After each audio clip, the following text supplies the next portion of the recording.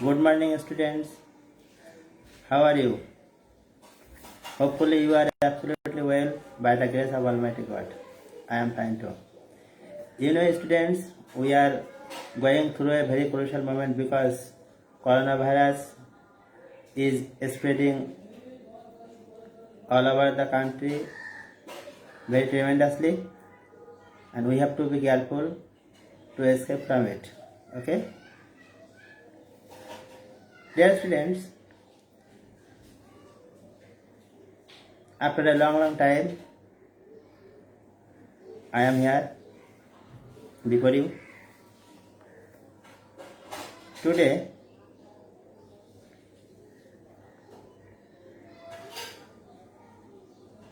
we will learn about a person who is very popular fighting against British colonial rule. She was a woman. Hopefully, you have understood about whom I am talking about. Okay? You have got the right point. She is no other than Prithilatha. I am talking about Prithilatha. Okay? You will find her in your textbook, Unit 10, Lesson 3, Part 1, B. 136 পৃষ্ঠায় তোমরা unit 10 এর lesson 3 part 1 এর বিতে এই প্রীতিলতা সম্পর্কে তোমরা জানতে পারবে। তো আজকে আমরা যেহেতু অনলাইনে এখন আমাদের পড়ালেখাটা চালিয়ে নিতে হচ্ছে, ক্লাসে বসে ক্লাস করার সুযোগ নাই, কারণ করোনা ভাইরাস এমন আকার ধারণ করেছে আমাদের বাইরে বের হওয়া এখন নিষেধ। সরকারের নিষেধাজ্ঞা আছে, সর্বক্ষেত্রে নিষেধাজ্ঞা আছে। সেই নিষেধাজ্ঞা মেনেই আমরা আমাদের পড়ালেখার যাতে কোনো ক্ষতি না হয় সেজন্য আমরা এই অনলাইনে ব্যবস্থা করেছি। এখন আমি তোমাদের প্রথম পত্রের ইউনিট 10 এর লেসন 3 পার্ট 1 এর বি, এখানে প্রীতিলতা সম্পর্কে আলোচনা করা আছে। আমরা এই প্রীতিলতা সম্পর্কে একটু জানবো। তো তোমরা সবাই বইটা বের করো, বের করে আমার কথাগুলো মনোযোগ সহকারে শোনার চেষ্টা করো। তাহলে এখান থেকে যদি কোনো রিয়ারেঞ্জ আসে, প্রীতিলতা সম্পর্কে কোনো যদি রিয়ারেঞ্জ আসে, তো আমরা সেই রিয়ারেঞ্জের সঠিক উত্তর দিতে পারবো। ঠিক আছে? শুধু তাই নয়, শুধু রিয়ারেঞ্জের উত্তর দেওয়াটাই আমাদের মুখ্য বিষয় নয়। একজন নারী, তিনি কিভাবে এত গৌরব অর্জন করলেন, কিভাবে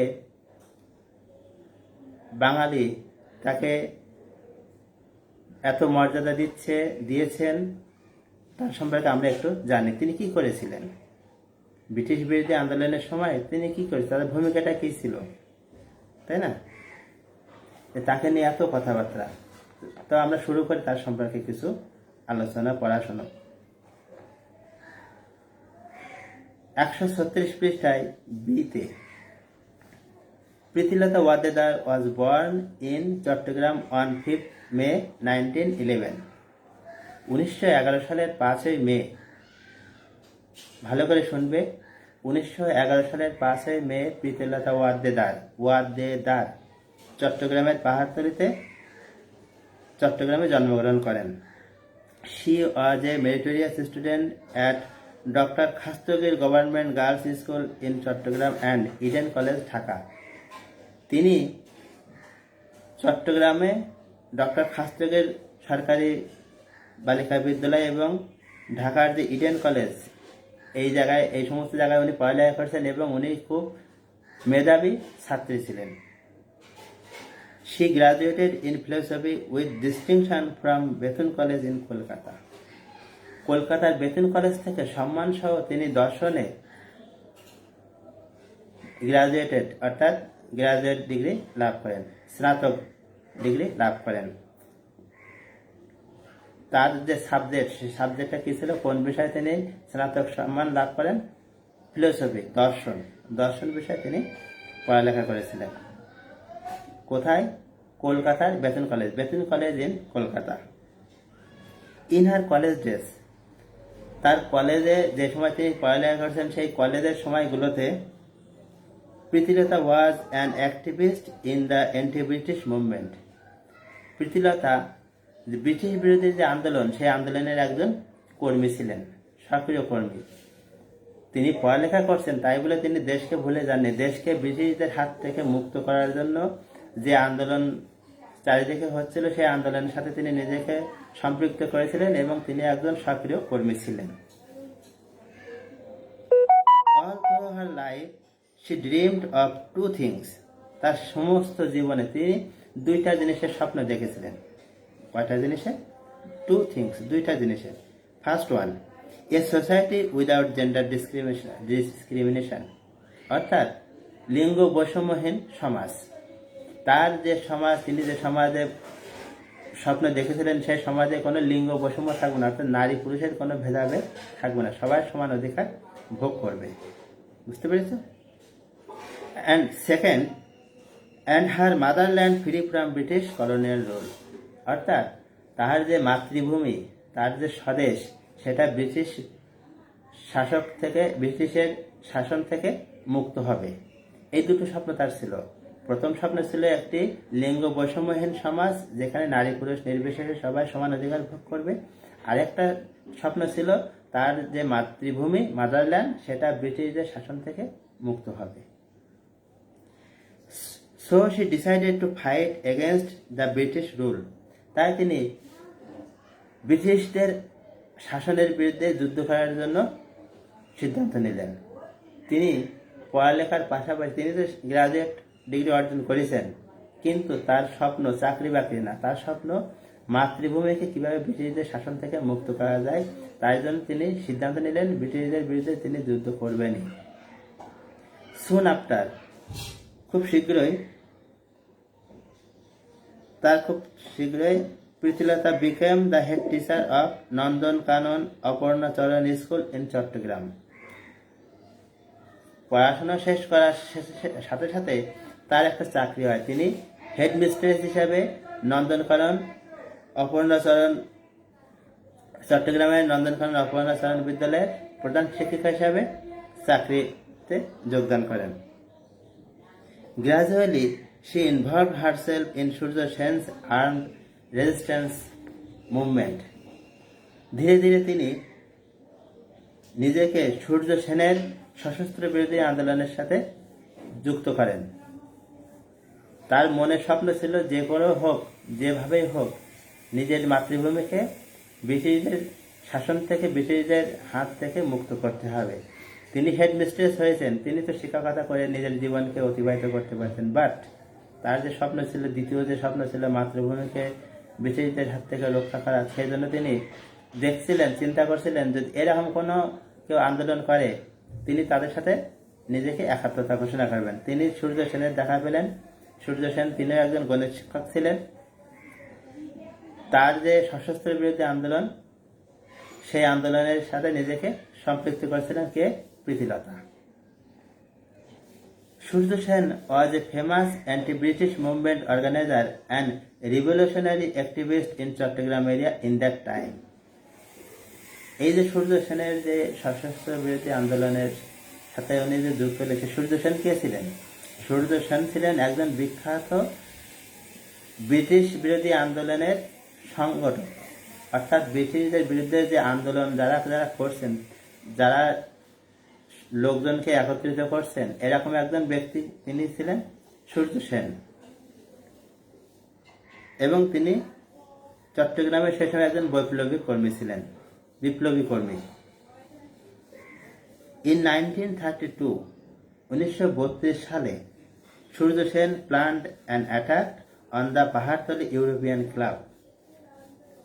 পাহাড়তলিতে যে ইউরোপের যে একটা ক্লাব ছিল, সেই ক্লাবে তিনি আক্রমণ করার একটা পরিকল্পনা করেছিলেন। কেন পরিকল্পনা করলেন? ক্লাব আছে, ক্লাব থাকতো, ওখানে আক্রমণ করার কি দরকার ছিল? নিশ্চয়ই কোনো কারণ ছিল। কি সেই কারণ? দেখি আমরা নিচে কোনো কারণ খুঁজে পাই কিনা। The club was well known for its notorious sign at its entrance. এই যে এখানে একটা কারণ উল্লেখ করা হয়েছে। সেই ইউরোপিয়ান যে ক্লাবটা ছিল সেই ক্লাবের প্রবেশদ্বারে একটা কুখ্যাত বাণী, একটা বাণী লেখা ছিল, একটা বক্তব্য লেখা ছিল, যে বক্তব্যটা আমাদের বাঙালিদের সাথে আমাদের যে ভারতীয় উপমহাদেশে যারা আমরা ছিলাম এদের জন্য প্রচণ্ড অপমানকরক, মানহানিকর একটা বক্তব্য ওই প্রবেশদ্বারে লেখা ছিল। কোথায়? ওই যে ইউরোপিয়ান ক্লাব, ওই ক্লাবের প্রবেশদ্বারে। কি সেই বক্তব্য? Dogs and Indians not allowed, কুকুর এবং ভারতীয় এদের প্রবেশাধিকার নাই। চিন্তা করো, কুকুর পশু পাখি একটা নির্দিষ্ট প্রাণী, যদিও তাকে আমরা প্রভুভক্ত বলি, কিন্তু বেশিরভাগ ক্ষেত্রে ওর সমাজে তেমন কোনো মর্যাদা নাই। যারা পোষা কুকুরের একটা মর্যাদা থাকলেও যে কুকুরগুলো পোষা হয় না তার কিন্তু কোনো গুরুত্ব নেই সমাজে। তাকে সবাই তুচ্ছ তাচ্ছিল্য করে, সামনে দেখা পেলে বাঁশ নিয়ে মারতে যায়, ইট খোলা যেভাবে পারে তাকে তাড়ানোর চেষ্টা করে। তো সেই কুকুর এবং ভারতীয় উপমহাদেশ এ যারা ছিল সে সময় যে বাসিন্দা জনগণ, এই ভারতীয় এবং এই কুকুর, ভারতীয়দের কুকুরের সাথে তুলনা করেছে যে কুকুর এবং ভারতীয় এই ক্লাবে প্রবেশের কোনো অধিকার নাই। তাহলে চিন্তা করো কত বড় একটা ওদের মানে খারাপ মনোভাব ছিল। আর এই কারণে সূর্য সেন চিন্তা করলেন, তিনি একজন গণিত শিক্ষক, আর একজন শিক্ষক সহজে এই সমস্ত তার জাতির অপমান কিভাবে মেনে নেন? তিনি তো একজন জাতি গড়ার কারিগর, তাই না? তো সেই জন্য তিনি চিন্তা করলেন যেভাবে হোক এই ক্লাবটাকে আক্রমণ করতে হবে এবং এই ক্লাবটাকে ধ্বংস করার চিন্তা উনি করেছিলেন। Surya Sen assigned Pritilata to lead a team of 10 to 12 men to attack the club. Surya Sen প্রীতিলতাকে একটা দায়িত্ব দিলেন। সেই দায়িত্বটা কি? 10 থেকে 12 জনের একটা পুরুষের টিম তাকে পরিচালনা করতে হবে ওই ক্লাবে আক্রমণ পরিচালনা করার জন্য। তাহলে প্রীতিলতা তিনি নিজেই একজন হেডমিস্ট্রেস হওয়া সত্ত্বেও, একজন মহিলা হওয়া সত্ত্বেও 10 থেকে 12 জনের পুরুষের একটা টিম, সেই টিমটাকে পরিচালনা করার দায়িত্ব দেওয়া হলো কাকে? প্রীতিলতাকে। কে দিলেন? সূর্য সেন। কেন দিলেন? ওই পাহাড়তলিতে যে ইউরোপিয়ান ক্লাবটা ছিল সেই ক্লাবে আক্রমণ করার জন্য। বুঝতে পেরেছ?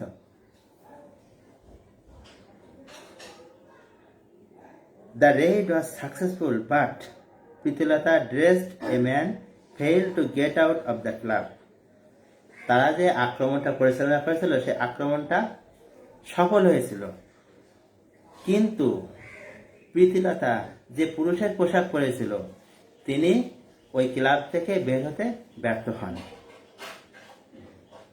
তো ব্যর্থ হওয়ার পরে কি হয়েছিল? তাকে কি ধরে ফেলেছিল, না অন্য কোনো কারণে তিনি বেরোনোর চেষ্টা করেছিলেন? দেখি সেটা কি ছিল। She committed suicide by taking potassium cyanide to avoid arrest. Pritilata দেখলেন আমি তো ভিতরে আটকা পড়ে গেছি, আমার আর বেরোর কোনো সুযোগ নাই, কিন্তু আমাকে তারা যেন গ্রেফতার না করতে পারে, কারণ গ্রেফতার করলে তারা বিভিন্ন টর্চার করে প্রীতিলতার মুখ থেকে এই আক্রমণের পিছনে কারা কারা আছে তাদের সম্পর্কে জেনে নেবে এবং তাদের পরবর্তীতে হয়তো বিভিন্ন অত্যাচার নির্যাতন চালাতে পারে ব্রিটিশরা।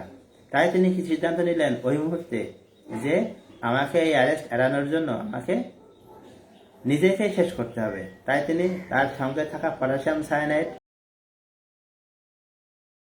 সেটা একটা মারাত্মক বিষ, সেই পটাশিয়াম সায়ানাইড মুখে দিয়ে তিনি আত্মহত্যা করেন, নিজেকে আত্মাহুতি দেন। She proved that, তিনি প্রমাণ করলেন যে women can work like a man, যে মহিলারা পুরুষের সমান কাজ করতে পারে। তিনি নারী হওয়া সত্ত্বেও 10 থেকে 12 জন পুরুষের একটা টিম পরিচালনা করার দায়িত্ব পেয়েছিলেন কার কাছ থেকে? সূর্য সেনের কাছ থেকে।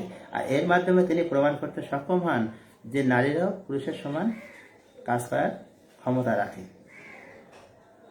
She also proved that, তিনি এটাও প্রমাণ করলেন যে women too needed to be prepared to sacrifice their lives for freedom from the British colonial rule. অর্থাৎ ব্রিটিশ বিরোধী আন্দোলনের বিরুদ্ধে নিজের দেশকে মুক্ত করতে গেলে নারীদেরকে তার নিজের জীবন বিসর্জন দেওয়ার জন্য তৈরি হতে হবে। এই বার্তা তিনি তার আত্মাহুতির মাধ্যমে আমাদেরকে দিয়ে গিয়েছিলেন। হার ড্রিম ফাইনালি কেম ট্রু। আমরা প্রথমে এই লেসনের প্রথমের দিকে দেখেছিলাম যে প্রীতিলতার দুইটা ড্রিম ছিল। ফার্স্ট ড্রিম ওয়াজ, তিনি একটা জেন্ডার বৈষম্যহীন সমাজের স্বপ্ন দেখেছিলেন, যেখানে নারী পুরুষের কোনো ভেদাভেদ থাকবে না।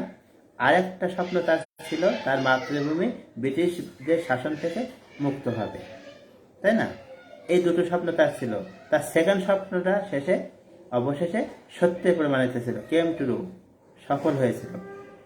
The British rule came to an end in 1947।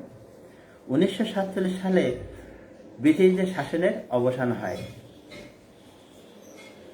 ওই যে 1932 সালে যে আন্দোলনের সূত্রপাত প্রীতিলতার বা সূর্য সেনের মাধ্যমে হয়েছিল, তারপরে আস্তে আস্তে ধীরে ধীরে 1942 সালে মহাত্মা গান্ধীর ভারত ছাড়ো আন্দোলন, তারপরে 1944 সালে আবার নেতাজি সুভাষচন্দ্র বসু, সর্বশেষ 47 সালে ব্রিটিশরা এই দেশ ত্যাগ করতে, এই ভারতীয় উপমহাদেশ ত্যাগ করতে বাধ্য হয়। আর তাদের এই ত্যাগের দেশ ত্যাগের মাধ্যমে, উপমহাদেশ ত্যাগের মাধ্যমে ব্রিটিশ শাসনের অবসান হয়। সেটা কত সালে? 1947 সালে। Though she could not see it during her lifetime. যদিও তিনি তার জীবদ্দশায় এটা দেখে যেতে পারেননি, তাতে কি হয়েছে? তিনি না দেখে যেতে পারেন, তার পরবর্তী প্রজন্ম দেখেছেন, এবং তিনি এখনো আমাদের কাছে স্মরণীয়, বরণীয়, শ্রদ্ধার আসনে সমাসীন। তাহলে এই ছিল আজকে আমাদের লেসনের বিষয়বস্তু। আজকের টপিকের মূল ব্যক্তি ছিলেন প্রীতিলতা ওয়াদ্দেদার। তিনি 1911 সালের 5 মে চট্টগ্রামে জন্মগ্রহণ করেন। আর তিনি ছিলেন খুবই একজন মেধাবী শিক্ষার্থী। তিনি চট্টগ্রামে ডক্টর খাস্তগীর গভর্নমেন্ট হাই স্কুলে, গার্লস স্কুলে পড়ালেখা করেছেন এবং ঢাকার ইডেন কলেজে। পরবর্তীতে তিনি কলকাতার বেতন কলেজ থেকে দর্শনে স্নাতক ডিগ্রি লাভ করেন। আর স্নাতক ডিগ্রি লাভ করার পরপরই তিনি চট্টগ্রামেরই একটা স্কুলটার নাম আছে নন্দনকানন অপর্ণাচরণ বিদ্যালয়। সেই বিদ্যালয়ের প্রধান শিক্ষিকা হিসাবে যোগদান করেন। কিন্তু তার দুটো স্বপ্ন ছিল। একটা স্বপ্ন ছিল একটি লিঙ্গ বৈষম্যহীন সমাজ, আর একটা স্বপ্ন ছিল তার মাতৃভূমি ব্রিটিশদের শাসন থেকে মুক্ত হবে। এই দুটো স্বপ্ন নিয়ে তার স্বপ্ন ছিল। কিন্তু তিনি যখন কলেজে লেখাপড়া করছিলেন, কলেজ লাইফেই তিনি বিভিন্ন ব্রিটিশ বিরোধী আন্দোলনের সাথে তিনি নিজেকে সম্পৃক্ত করেছিলেন এবং নিজে একজন সক্রিয় কর্মী ছিলেন। তাই প্রধান শিক্ষিকা পদে চাকরি পাওয়ার পরেও তিনি এমন একটি দল খুঁজতেছিলেন যাদের সাথে যুক্ত হয়ে ব্রিটিশদের বিরুদ্ধে আন্দোলনে তিনি ভূমিকা রাখতে পারবেন। তিনি সূর্য সেনের খবর পেলেন এবং সূর্য সেনের যে সশস্ত্র প্রতিরোধী যে আন্দোলন, সেই আন্দোলনের সাথে নিজেকে যুক্ত করলেন। এবং সূর্য সেন দেখলেন যে এই নারীর মধ্যে একটা অসীম ক্ষমতা আছে, একটা তেজদীপ্ত ভাব আছে, যাকে দিয়ে তার পরিকল্পনা সফল করা সম্ভব হবে। তিনি চিন্তা করলেন যে পাহাড়তলিতে যে ইউরোপিয়ান ক্লাব আছে, যে ক্লাবের প্রবেশদ্বারে লেখা আছে কুকুর এবং ভারতীয়দের প্রবেশ নিষেধ, তিনি এই লেখাতে প্রচণ্ড ক্ষুব্ধ হন এবং এই পাহাড়তলিতে যে ইউরোপিয়ান ক্লাব, এই ক্লাবটাকে গুড়িয়ে দেওয়ার পরিকল্পনা করেছিলেন। আর এই পরিকল্পনায় নেতৃত্বের দায়িত্ব দিয়েছিলেন প্রীতিলতা ওয়াদ্দেদারকে, যার আন্ডারে ছিল 10 থেকে 12 জনের পুরুষদের একটা দল। তো প্রীতিলতা এবং তার সেই টিম নিয়ে পাহাড়তলি ইউরোপিয়ান ক্লাবে আক্রমণ চালান। আক্রমণটা সফল হয়, বাট সবাই বেরিয়ে আসতে পারলেও প্রীতিলতা বেরোনোর কোনো সুযোগ পাননি। একজন যোগ্য নেতা তিনি, যিনি তার সৈন্যদেরকে মুক্ত করবেন নিজের জীবন বাজি রেখে, পরবর্তীতে সব সৈন্য মুক্ত হওয়ার পরে নিজে মুক্ত হওয়ার চেষ্টা করবেন। কিন্তু তিনি সবাইকে মুক্ত করার পরে দেখলেন তার নিজের আর পলায়নের কোনো সুযোগ নাই, নিজেকে মুক্ত করার কোনো সুযোগ নাই, তাকে ব্রিটিশদের হাতে ধরা পড়তেই হবে। কিন্তু তিনি চেয়েছিলেন তিনি কোনোভাবে ব্রিটিশদের হাতে ধরা দেবেন না, কারণ ধরা দিলে তাকে রিমান্ডে নেবে, রিমান্ডে নিয়ে তার উপরে অমানসিক নির্যাতন চালাবে এবং এক পর্যায়ে তার মুখ দিয়ে হয়তো এই পরিকল্পনার পিছনে কারা কারা আছে সেই খবর তারা জেনে নেবে, জেনে নিয়ে তাদের বিরুদ্ধে ব্রিটিশরা পরবর্তীতে পদক্ষেপ নিতে পারে। এই আশঙ্কায় তার কাছে থাকা পটাশিয়াম সায়ানাইড, শুধু তার কাছে না, হয়তো প্রত্যেকটা টিমের মেম্বারের কাছেই ছিল পটাশিয়াম সায়ানাইড। এটা একটা মারাত্মক বিষ, যেটা মুখে দিলে শরীরের ভিতরে প্রবেশের কিছুক্ষণের মধ্যেই মানুষের মৃত্যু হয়। সেই পটাশিয়াম সায়ানাইড তিনি নিজে গ্রহণ করলেন এবং নিজেকে মৃত্যুর কোলে সঁপে দিলেন। অবশেষে ব্রিটিশরা আমাদের দেশ থেকে, এই ভারতীয় উপমহাদেশ থেকে চলে যেতে বাধ্য হয় 1947 সালে। আর তাদের এই চলে যাওয়ার মাধ্যমে আমাদের এই মাতৃভূমি, পৃথিলতার মাতৃভূমি তথা আমাদের মাতৃভূমি ব্রিটিশ শাসনের থেকে মুক্ত হয়।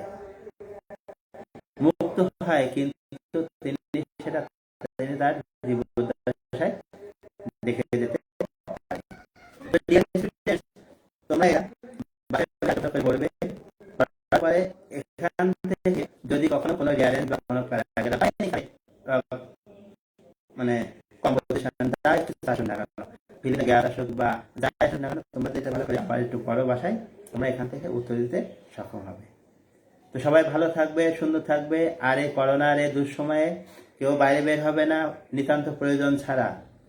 আর বাইরের থেকে কেউ যদি আসে তার সাথে আগেই খুব কাছাকাছি যাওয়ার চেষ্টা করবে না, তাকে অন্তত স্বাস্থ্যবিধি মেনে রেখে তার সাথে কথাবার্তা বলতে হবে। আর যদি তাকে ঘরে আশ্রয় দিতে হয় তাহলে তাকে ভালো করে হাত পা স্যানিটাইজ করে তাকে ঘরে প্রবেশের সুযোগ অনুমতি দিতে হবে। আর আমরাও বাইরে কোথাও গেলে ঘরে এসে আগে ভালো করে হাত টাত ধুয়ে নিজেদেরকে জীবাণুমুক্ত করার চেষ্টা করব এবং সবাই যাতে সুন্দর থাকে সবার জন্য আমরা দোয়া করব। সবাই ভালো থেকো। আজ এই পর্যন্ত, পরবর্তীতে আবার তোমাদের সাথে দেখা হবে। Good bye students.